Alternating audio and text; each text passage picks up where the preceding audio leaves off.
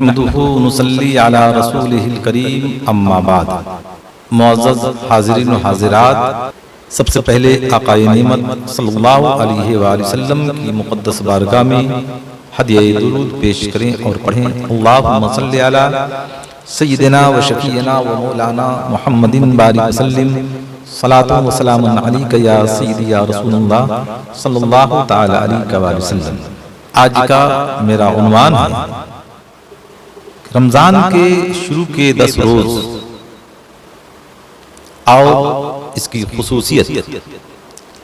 عبادت کے اندر رغبت دلانے کے لیے آقا علیہ الصلوۃ والتسلیم نے صحابہ کرام سے فرمایا، اے میرے صحابیوں، اللہ تعالیٰ تم پر ایک ایسا مہینہ سایہ فگن کرنے والا ہے جس کی ایک رات 1000 مہینوں سے بڑھ کر ہے، اور اگر ایک نیکی کرتے ہو تو اللہ تعالیٰ 70 گنا ثواب عطا فرماتا ہے، اور اگر خلوص اور بڑھ جائے تو 1000 کا درجہ ملتا ہے، اور خلوص بڑھ جائے تو اللہ تعالیٰ تمہیں بے حساب رزق عطا فرماتا ہے۔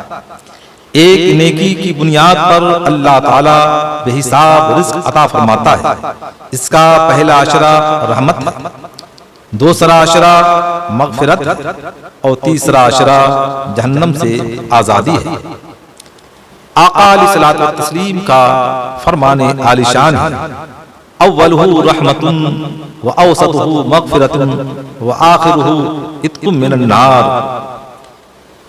آپ سنتے ہوں گے، آپ اس مہینے کی تعظیم کر لیتے ہیں، اس مہینے کا احترام کر لیتے ہیں تو دنیا بھی سنور گئی اور آخرت بھی سنور گئی۔ اللہ تعالیٰ اس مہینہ کو 3 حصوں میں تقسیم کیا ہے، اس کو آپ اس طریقے سے سمجھیں، اگر کوئی انسان بہترین مکان بناتا ہے اور دروازہ پر یا دیوار پر لکھواتا ہے ھذا من فضل ربی، یہ میرے رب کا فضل ہے، یعنی اگر رحمت ملتی ہے تو دولت آتی ہے، اللہ تعالیٰ کی رحمت ہی سے دولت آتی ہے، اگر رحمت نہیں تو دولت کہاں سے آئے گی؟ اللہ کی رحمت سے ہی صحت ملتی ہے، اللہ کی رحمت سے ہی قوت ملتی ہے، اللہ کی رحمت سے ہی اولاد ملتی ہے، اللہ کی رحمت سے ہی خوشیاں ملتی ہیں، اللہ کی رحمت سے ہی ساری نعمتیں ملتی ہیں۔ آقا علیہ الصلوۃ والتسلیم فرماتے ہیں پہلا عشرہ رحمت۔ اگر تم نے پہلے عشرہ میں عبادت میں مکمل طور پہ اگر رحمت حاصل کر لیا تو تمہاری دنیا کامیاب ہو گئی، تمہاری دنیا خوشگوار ہو گئی، اب تم کبھی پریشان نہ ہوگے، اب تم کبھی مصیبت میں نہ پڑو گے، اب تم کبھی رو گے نہیں، اب تم کبھی مصیبت اور آہوزاری نہ کرو گے، اس لیے کہ پہلا عشرہ رحمت ہے، اور جب تم کو رحمت مل گئی تو پھر حزن و ملال کبھی نہیں آئے گا۔ دوسرا عشرہ مغفرت ہے، جب کوئی مرتا ہے تو ہم اس کے لیے خدا کے حضور رو رو کر گر گرا کر دعائے مغفرت کرتے ہیں۔ مغفرت ہوگی تو قبر کا عذاب نہ ہوگا، مغفرت ہوگی تو قبر تنگ نہ ہوگی، مغفرت ہوگی تو قبر میں وحشت نہیں ہوگی، مغفرت ہوگی تو قبر میں بے چینی نہیں ہوگی، مغفرت ہوگی تو قبر میں اضطراب نہیں ہوگا۔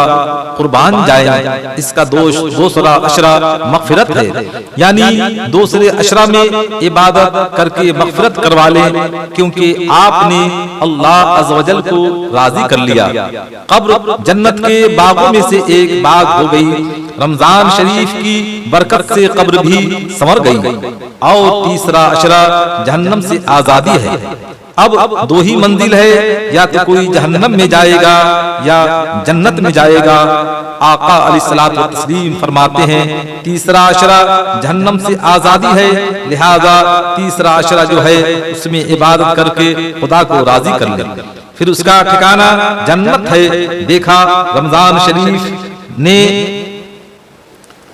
لوگوں کو کس طریقے سے سنوار دیا، اور دنیا بھی سنور گئی، قبر کو بھی سنوار دیا، اور آخرت کو بھی سنوار دیا۔ ہم رمضان شریف کا احترام کریں، اور احترام کا مطلب یہ نہیں یہ کوئی بزرگ شخصیت ہے ان کے ہاتھ کو ہم چومیں، ان کو گلے سے لگائیں، بلکہ اللہ تبارک و تعالی کی جو فرمودات ہیں، جو ارشادات ہیں، اور اللہ کے پیارے حبیب صلی اللہ تعالی علیہ وآلہ وسلم کی جو احادیث مبارکہ ہیں، اسے ہم اپنی نگاہوں میں رکھ کر کے ہم مکمل طور پر عمل پیرا ہو جائیں تو یہی ہماری کامیابی ہے۔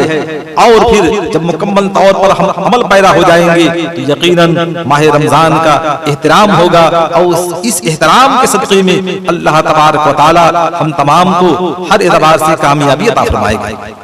آقا علیہ الصلوۃ والتسلیم ارشاد فرماتے ہیں کہ جو انسان رمضان کا احترام کرے گا تو اللہ تعالیٰ اسے جنت میں ایسا محل عطا فرمائے گا کہ حضرت آدم علیہ السلام سے لے کر قیامت تک جتنے بھی انسان کو اللہ تعالیٰ نے پیدا فرمایا یا پیدا فرمائے گا اس میں رکھ دیا جائے تو اس محل کی اتنی ہی جگہ جائے گی کہ کسی محل میں بکری کی ایک ران رکھنے سے جو جگہ پر ہوتی ہے یعنی بھرتی ہے۔ آپ سوچیں کہ وہ محل کتنا بڑا ہوگا، اور محل اتنا بڑا ہوگا تو جنت کتنی بڑی ہوگی۔ اللہ تعالی ماہ رمضان کا احترام کرنے کو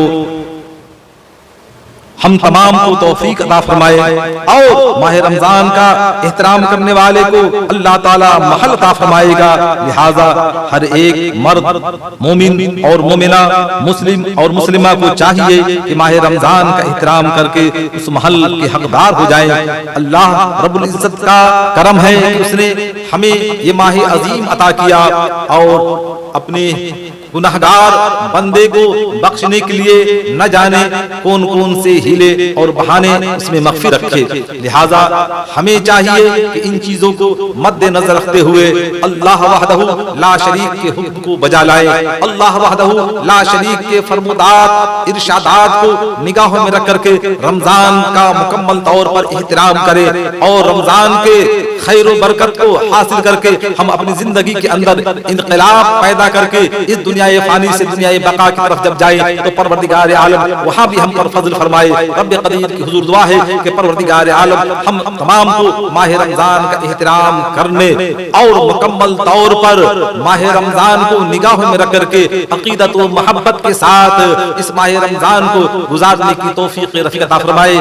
آمین بجاہ سید المرسلین۔ السلام علیکم ورحمۃ اللہ وبرکاتہ۔